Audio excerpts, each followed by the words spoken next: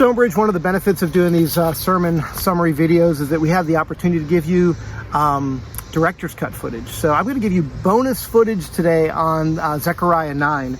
And if you remember when we read it, we kind of skipped, more or less, we kind of skipped straight to the familiar verses in verses 9 and 10. But that first bit in Zechariah 9, 1 through 8, marks out a bunch of cities. And they're fun to pronounce, and I might not do a great job of it, but it talks about Hadrach and Damascus and Hamath.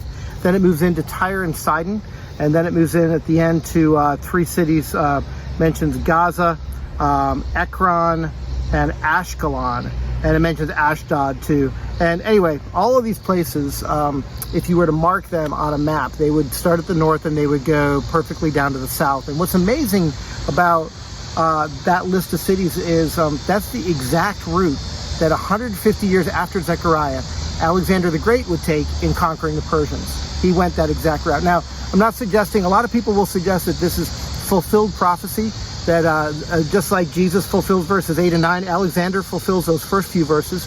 I don't think prophecy is quite that simple. I think that when somebody speaks something in the Old Testament, it doesn't just punt to Jesus.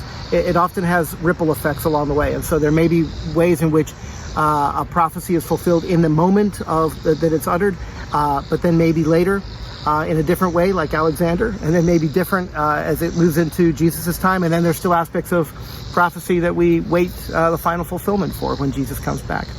But it is interesting that Alexander the Great followed this exact path. He came through in 333 BC, and he pushed the Persians east. And he went through, in order, those three cities that are listed here. He went through Hadrach, and he went through Hamath, and he went through Damascus, in that order, or Hadrach, Damascus, and Hamath. And then, instead of chasing those ground troops as they all fled east, he turned south. He went along the coast of the Mediterranean because he knew he had to cut off those port cities so that they wouldn't attack him from behind. Those port cities were not necessarily Persian, but they were allies to the Persians. Tyre was the big one. And you read about Tyre in the story of David and Solomon. It was a very rich city. What you might not know about Tyre is that it was on the mainland. It was a very wealthy city. It was on the mainland, but eventually, in its early years, it was moved to an island about a half a mile off the coast. They thought, this is a better place for us to build up our fortress. So they moved to the island. They built up the city there. They built walls, I'm not exaggerating, 150 feet tall, 25 feet thick. And between that and their fleet, this was an impregnable city. You could not take it. And because they were wealthy, they also had a big merchant fleet, then they did heap up silver like dust and find gold like the mud of the streets, just like it says in verse 3.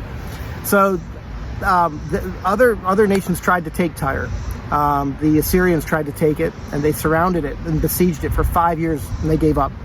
Nebuchadnezzar came in a century or so later, and he tried to take it. He surrounded it and besieged it for 13 years, and he couldn't take it. When Alexander the Great came through, he took it in 7 months.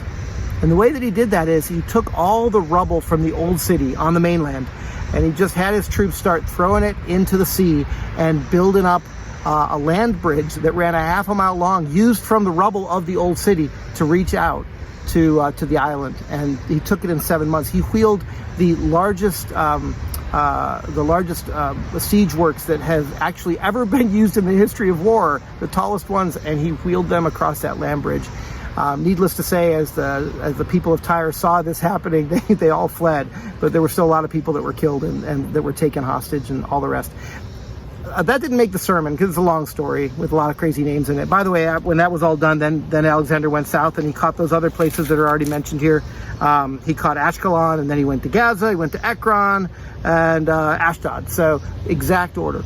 But that is the way that we expect a king to conquer.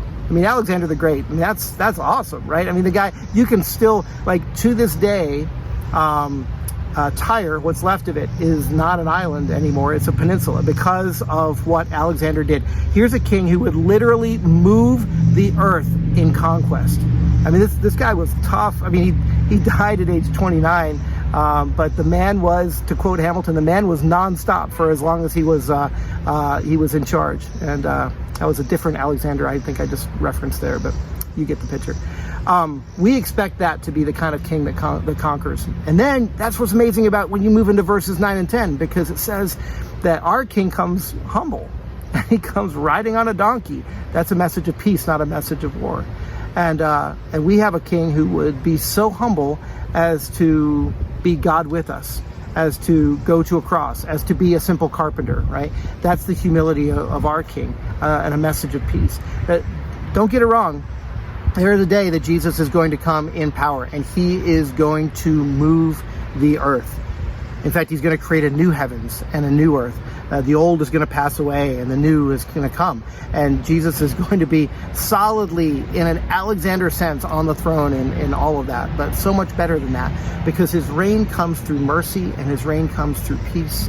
His reign comes through the grace of the gospel. And so there's your bonus footage for the day. If you like history, yay. If not, you're probably really grateful I cut that out of the sermon, but I just find it really interesting. Hope you guys have a great day. Bye-bye.